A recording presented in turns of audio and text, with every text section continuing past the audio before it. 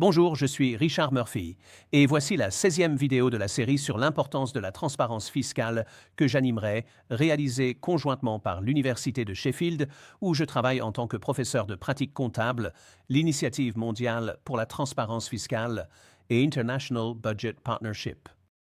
Dans cette vidéo, nous explorons l'importance de la transparence en matière d'impôt sur le revenu. Peu d'États peuvent survivre sans impôt sur le revenu. Il est donc essentiel de le planifier de manière transparente.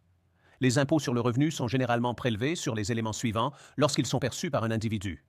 Revenus d'emploi, bénéfices commerciaux, que ce soit en tant qu'entrepreneur individuel ou en partenariat, pension, loyer, revenus d'investissement de toutes sortes, revenus provenant de fiducies et de règlements.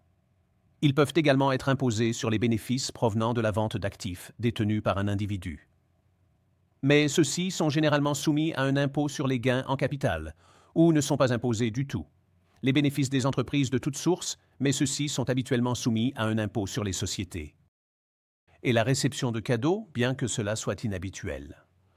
Parce que peu d'autres taxes ont une portée potentielle aussi large qu'un impôt sur le revenu, un État doit être transparent quant à sa planification pour tout impôt de ce type qu'il propose. Il doit en particulier être clair sur sa capacité à identifier ceux dont le revenu pourrait être soumis à l'impôt. Sa capacité à les faire payer des impôts sur leurs revenus. Les problèmes auxquels tout État est confronté pour identifier les revenus des travailleurs indépendants et les taxer ensuite. Le rôle des retenues à la source dans la collecte de l'impôt sur le revenu, en particulier sur les revenus tirés de l'emploi, de l'épargne et de la richesse. Les mécanismes pour lutter contre la fuite des capitaux hors du pays. Et le risque de perte de revenus qui en résulte, la mesure dans laquelle l'impôt sur le revenu peut jouer un rôle dans la politique sociale de la juridiction, et comment le paiement de l'impôt sur le revenu est mieux géré au sein de la juridiction. Chaque question doit se concentrer sur la capacité de taxer. En d'autres termes, la nécessité d'équilibrer la demande de revenus avec la capacité réelle de les collecter doit toujours être au premier plan de la conception de l'impôt sur le revenu dans toute juridiction. Quelle que soit sa taille et son expérience avec de tels impôts, les objectifs de la stratégie fiscale de l'État doivent toujours être gardés à l'esprit, surtout si celle-ci a été conçue en coopération avec les intérêts pertinents des parties dans ces communautés, en mettant toujours en avant le rôle de la transparence et de l'engagement public.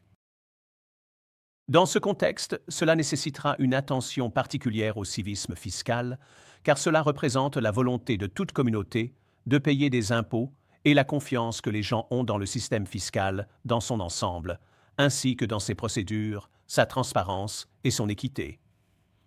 Plus la morale fiscale est élevée, plus les gens seront disposés à payer des impôts.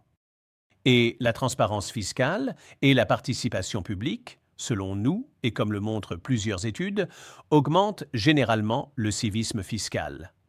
Il est donc important de déterminer s'il existe des communautés qui ne peuvent pas ou ne sont pas susceptibles d'être persuadées de payer des impôts sur le revenu, de sorte que tenter de collecter des impôts auprès d'elles est de peu d'avantage, surtout pour le civisme fiscal. Nous avons abordé cette question plus en détail dans les vidéos 11 et 12. La prise en compte de tous ces problèmes est généralement complexe dans les pays à revenus élevés. Beaucoup d'entre eux adoptent des perspectives assez différentes dans les pays à faible revenu ou ceux avec des populations présentant de très grandes disparités de revenus, comme c'est également plus courant dans les pays à faible revenu. Dans ces pays, les récits habituels sur la difficulté de suivre les contribuables, de déterminer leurs revenus et de faire face aux difficultés de recouvrement des sommes dues doivent être complétés par des préoccupations supplémentaires propres à ces pays. En particulier, les questions suivantes doivent être prises en compte. Une plus grande proportion de personnes tend à être auto-entrepreneurs dans les pays à faible revenu, gagnant souvent des revenus très bas. Cela est particulièrement vrai pour les femmes et les autres membres marginalisés de la société. Les taux d'analphabétisme sont également généralement, mais pas toujours, plus élevés dans les pays à faible revenu que dans les pays à revenus élevés. L'hypothèse selon laquelle tous les travailleurs indépendants peuvent tenir des registres commerciaux est souvent erronée. Cela est parfois lié à des questions de genre, en raison des difficultés que rencontrent de nombreuses filles, femmes et autres membres marginalisés de la société pour accéder à l'éducation formelle. De plus, étant donné la plus faible proportion de la population employée, la collecte d'impôts auprès de ces personnes, par le biais de systèmes de déduction salariale à la source, comme le prélèvement à la source, est probablement beaucoup moins efficace dans les pays à faible revenu. De plus, le nombre de personnes ayant des revenus d'investissement significatifs est faible dans de nombreux pays à faible revenu, ce qui signifie que ces taxes devraient être conçues pour exempter des obligations de déclaration tous ceux qui n'ont probablement pas d'obligation de payer ces types de taxes. Il est également important de noter que si des exonérations fiscales, des allègements et des allocations doivent être accordés, l'objectif doit être de les rendre aussi faciles à comprendre et simples à appliquer que possible, aussi libres que possible de toute possibilité d'abus et aussi faciles que possible à demander pour ceux qui pourraient en bénéficier. La transparence sur ces questions est vitale pour maintenir le civisme fiscal. Des mécanismes transparents pour aborder ces questions devraient se concentrer sur les points suivants. Premièrement, exonérer de l'impôt les revenus provenant du travail indépendant qui ne sont susceptibles de fournir qu'un niveau de revenu modeste. Cette limite peut devoir varier régionalement dans certaines juridictions où les disparités géographiques de revenus sont élevées. Deuxièmement, exonérer du revenu imposable, le niveau de revenu d'investissement que la plupart des gens dans le pays sont susceptibles de percevoir. Troisièmement, n'appliquer les arrangements fiscaux paye qu'aux revenus nécessitant la déduction de l'impôt sur les paiements aux employés. Dans les entreprises, où il est probable que des personnes ayant des niveaux de revenus plus élevés seront employées. Quatrièmement, expliquer quels documents, le cas échéant, doivent être conservés pour prouver l'éligibilité à ces exemptions. Les problèmes ne se poseront généralement que pour les individus et les entreprises qui sont à la limite d'être redevables de l'impôt, et ceux-ci seront généralement relativement peu nombreux. Il est donc essentiel de mettre en place des systèmes de collecte des impôts appropriés. Pour être efficaces, ceux-ci nécessiteront généralement, tout d'abord, un système de prélèvement à la source pour la collecte des impôts dus par les employés, applicable par les grandes entreprises, susceptibles d'avoir des employés avec des revenus suffisants pour que cela soit approprié. Deuxièmement, un système de retenue à la source pour les revenus d'investissement doit être en place.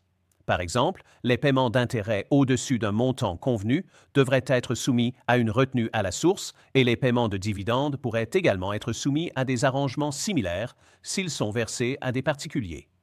Troisièmement, des systèmes d'échange automatique d'informations avec les banques opérant dans la juridiction doivent être mis en place afin que les éléments suivants soient probablement notifiés par elles à l'administration fiscale chaque année. Les revenus probables des travailleurs indépendants générés au cours d'une année s'ils dépassent une limite convenue. Les revenus locatifs probables générés au cours d'une année, encore une fois, s'ils dépassent une limite convenue. Les dépôts non identifiés, au-dessus d'une somme convenue chaque année. Les banques concernées ne devraient être tenues de fournir que les chiffres totaux.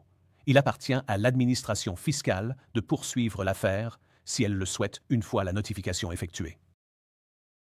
Les dispositions ci-dessus devraient toutes être expliquées afin que les contribuables soient conscients qu'une administration fiscale pourrait disposer des informations nécessaires pour surveiller les revenus qu'ils déclarent. Des systèmes pour identifier les bénéficiaires effectifs des entreprises et des trusts peuvent être nécessaires pour que ces dispositions fonctionnent. Cela peut être compliqué car la coopération des banques n'est pas toujours garantie. Par conséquent, cela devrait être légalement obligatoire dans toutes les banques agréées de la juridiction.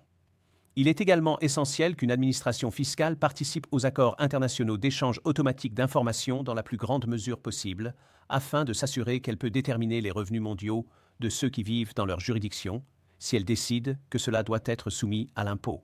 La coopération avec l'Organisation de coopération et de développement économique, l'OCDE, sur de telles questions est donc essentielle.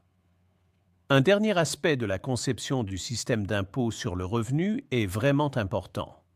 L'administration fiscale d'une juridiction doit être financée de manière à disposer des ressources nécessaires pour identifier ceux ayant un revenu imposable, les impôts à percevoir, et ceux dont les affaires fiscales nécessitent une enquête. Il doit également être financé pour mener des enquêtes fiscales par le biais du système juridique si nécessaire et maintenir une présence fiscale dans tous les grands centres de population d'une juridiction et fournir tous les éléments nécessaires d'un système fiscal en matière d'impôt sur le revenu. Aucun système d'impôt sur le revenu n'est jamais parfait, et ce qui fonctionne dans une juridiction peut ne pas fonctionner dans une autre. Ce qui est proposé devrait être le point de départ pour développer la transparence fiscale autour de cet impôt essentiel.